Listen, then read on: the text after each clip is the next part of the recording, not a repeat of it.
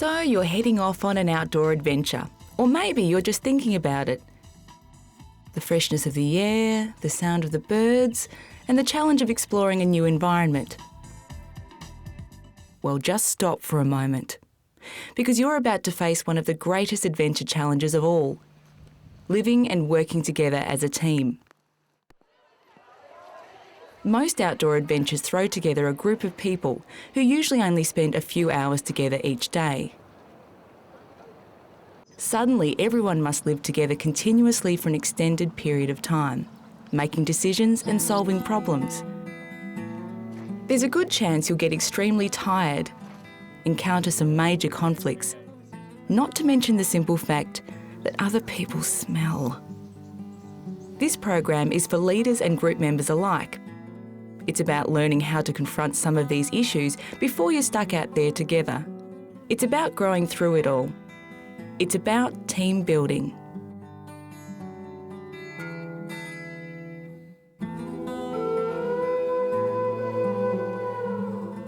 Adventure in an educational context is about learning. What looks like a fun few days or weeks away is actually a carefully designed program where everyone can gain something new. Don't let that detract from the adventure. Just see it as a necessary reality.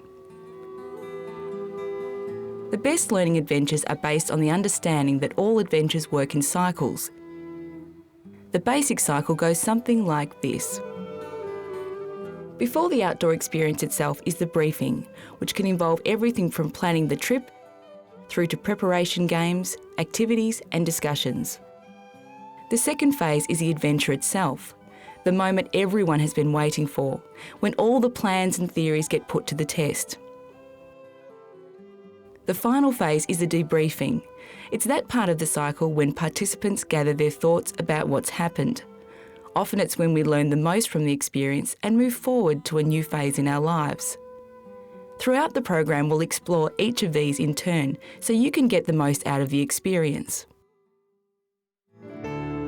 Of all the challenges on an outdoor adventure, one of the greatest challenges is working together as a team. Remember that team building is everyone's responsibility, not just the leaders. While they should be loads of fun, adventure experiences are actually carefully planned lessons. The plan is to move through an adventure cycle, which involves a briefing phase, the adventure itself, and finally a debriefing session.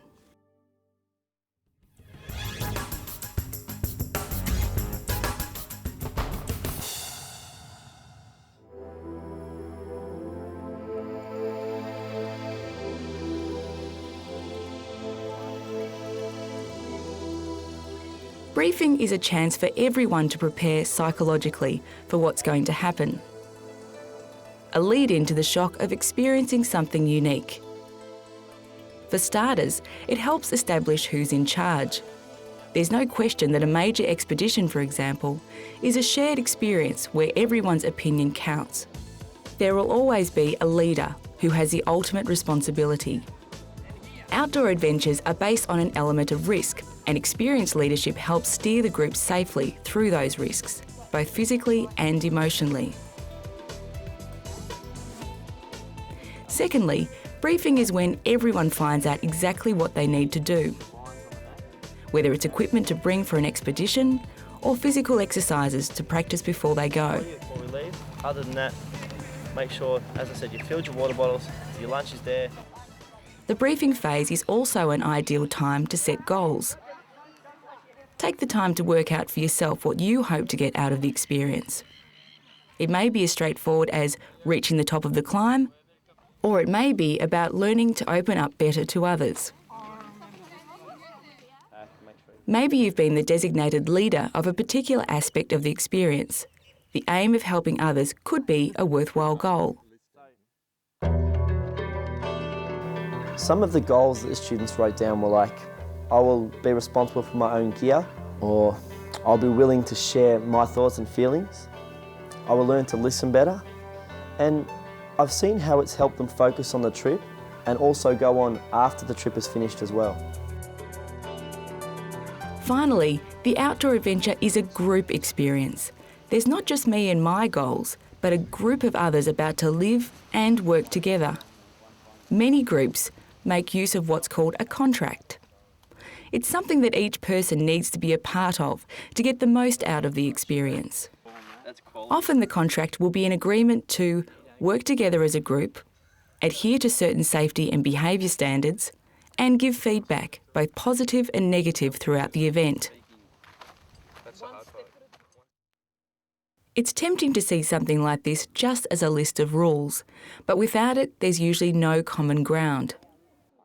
Think of a contract like this as an opportunity to start afresh. Something as dry as a written agreement can really help you focus as a team. When Danny was halfway up the cliff and he said he wanted to come back, I know a few of us wanted to call out chicken or whatever, but I think everyone said really positive things and he ended up making it all the way. It's like when we're outdoors, everyone's on the same level.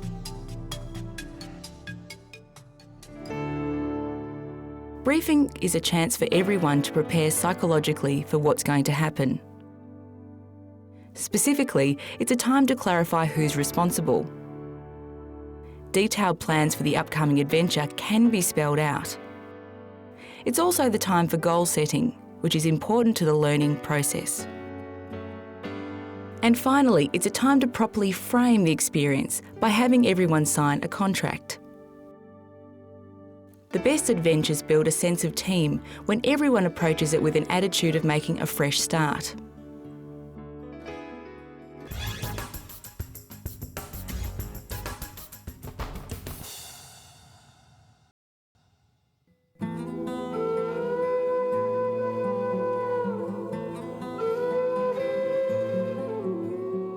On an adventure experience, everyone involved is an important member of the team, from the leader to the newest or most inexperienced person. Regardless of who you are, the experience will be most rewarding when you put your best people skills into action. In this part of the program, we'll touch on a few of these skills. The first is communication. Well, Lewis was climbing and I was belaying. Everything was fine until I heard someone say that there was a goanna in the rocks nearby me. Everyone on the ground got really excited and were trying to work out where it had gotten to and everything. All this time, I was still belaying Lewis, and he made it safely to the top, but later on he told me how disappointed he was that I kind of left him. I wasn't focused on him at all. Communication is a two-way deal, whether it's between a climber and a belaying partner, or a group of canoeists negotiating a set of rapids. Listening well and speaking clearly are extremely important. In the outdoors, noise isn't just external sounds that stop messages from getting through, although that's one thing to keep in mind.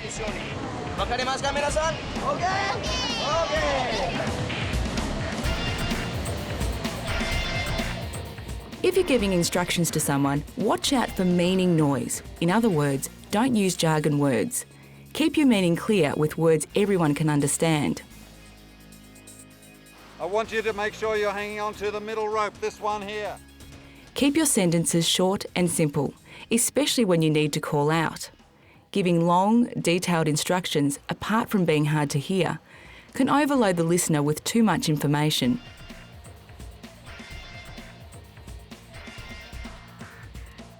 Also be aware that internal noise or distractions can happen to anyone at any time. On the receiving end, make it clear that you've heard what's been said by giving feedback. Giving feedback is especially important if you're a leader. Sometimes you'll need to confront someone about something unpleasant. In this case, it's a good idea to use the ham sandwich approach. Start with a genuinely positive comment, then offer constructive criticism, and finish with other positive feedback. No matter who you are, saying what you really feel is important. I was really disappointed with what you said back there because it went directly against what everyone had already agreed. I statements like this are a useful way of saying what you really think without putting blame on the other person. Good communication takes practice. Sorry about Mr. Hall and... Remember that communication is a two-way deal. Listening well and speaking clearly are extremely important. Beware of noise in all its forms. External noise or physical sounds, meaning noise or the jargon words people sometimes use, internal noise, which is a person's own tendency for distraction, and complexity. You need to keep your message simple to avoid listener overload. Feedback shows the person giving the message that you're listening.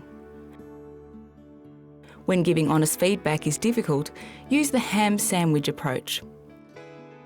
Say what you really feel with I statements.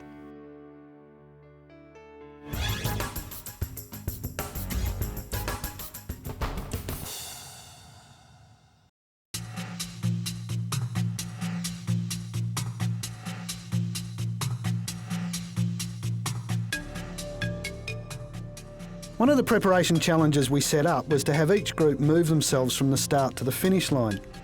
But it had a few tricky rules. To move across the space, you had to be carried, and the carrier had to return and be carried themselves. Now, if the carried person touched the ground while on the move, the whole team had to return to the start. There were plenty of laughs. You should have seen some of them.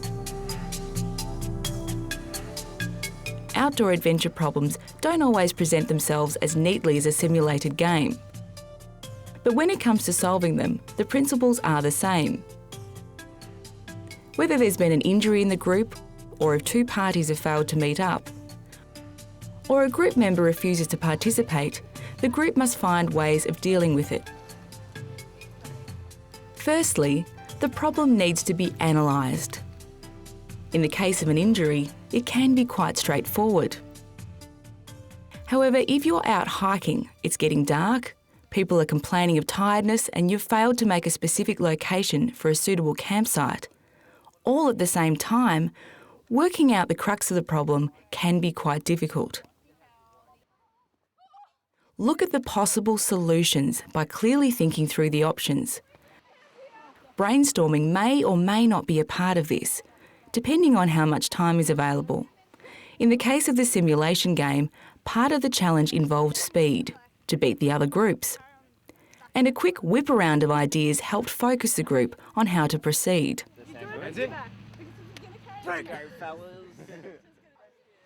Next, weigh up each solution in terms of its pros and cons. And finally, make a decision that takes into account varying opinions of the group. Once a problem is identified, the decision-making process is a process of expanding ideas out, then contracting them down again, building up a range of options and focusing it down to make a final decision. Leadership will vary the way this is carried out, but the process is always the same. Problems are not always obvious. The first step to solving a problem is realising you have one. To solve the problem, a group needs to analyse the problem, work out some possible solutions, weigh up the pros and cons for each alternative, and finally, make a decision to act. The process can be summed up as an expansion followed by a contraction of ideas.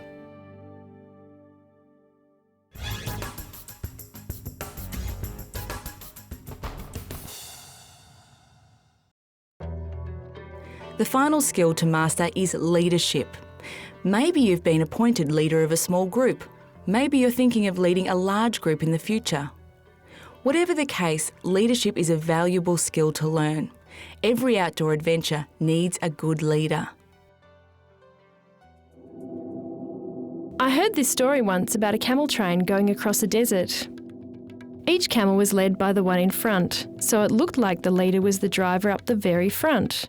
In fact, the leader was this little guy who hovered around near the back, and at every hill he would climb up to see what lay ahead.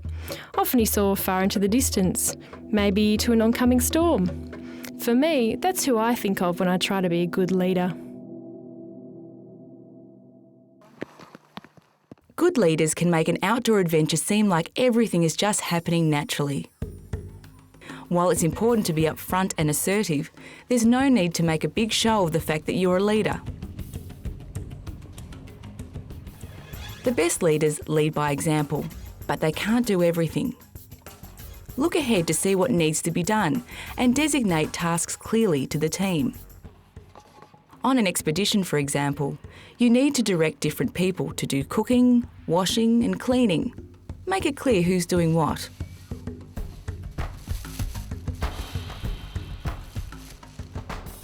Everyone has a different leadership style, ranging from the autocratic dictator to the laissez-faire diplomat.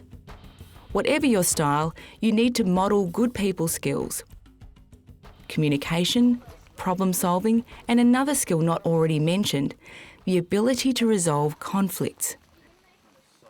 Conflicts can come up at any time. I don't trust you guys. This sucks. This game is stupid. Nobody's listening to me. Oh, you little sook, you gotta try it. For a leader, here's a few tactics for dealing with conflict. Stay flexible with each course of action. Remember, the group is usually more important than the activity itself. Keep a sense of humour and fun. However, be firm and consistent about what's needed and remind everyone of the contract they agreed to at the start.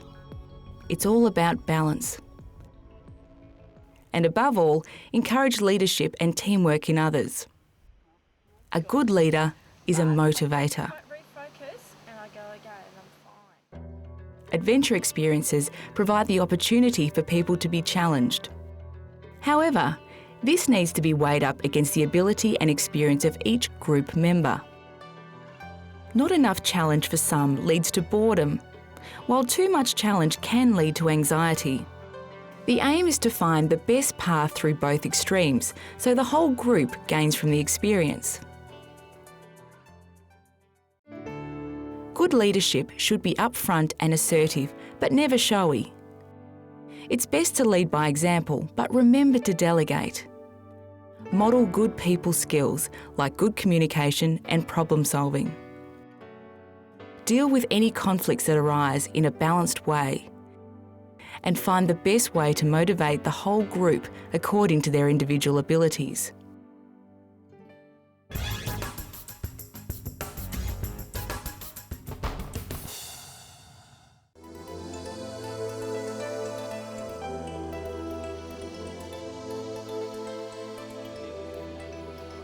The final phase of the adventure cycle is the debriefing. Rather than just a big chat session, it's an important time to reflect and take stock of the adventure that's taken place. Some people go so far as to say that an experience without reflection is a learning opportunity missed. Different groups use different ways to debrief. People may write private journals and share extracts in a group setting. Take time alone to describe not only what has happened, but also how you really felt about what went on and any observations you made about yourself and others. For some people, the adventure experience will have been a life-changing experience. For others, it may have taught them just one or two things about themselves that they didn't already know.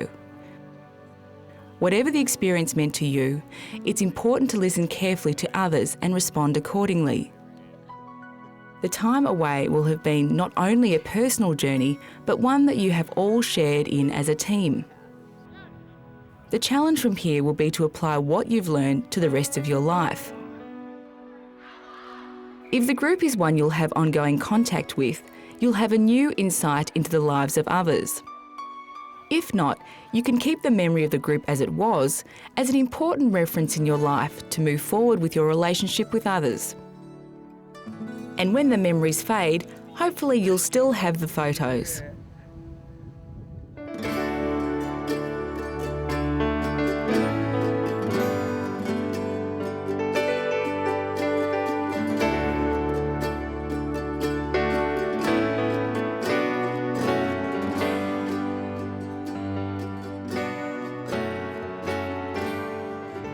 The debrief is almost as important as the adventure itself. Take time to reflect on all that's happened and be honest about your feelings. In a group that's debriefing, be sure to listen carefully to others. The challenge from now is to take the lessons forward into the rest of your life.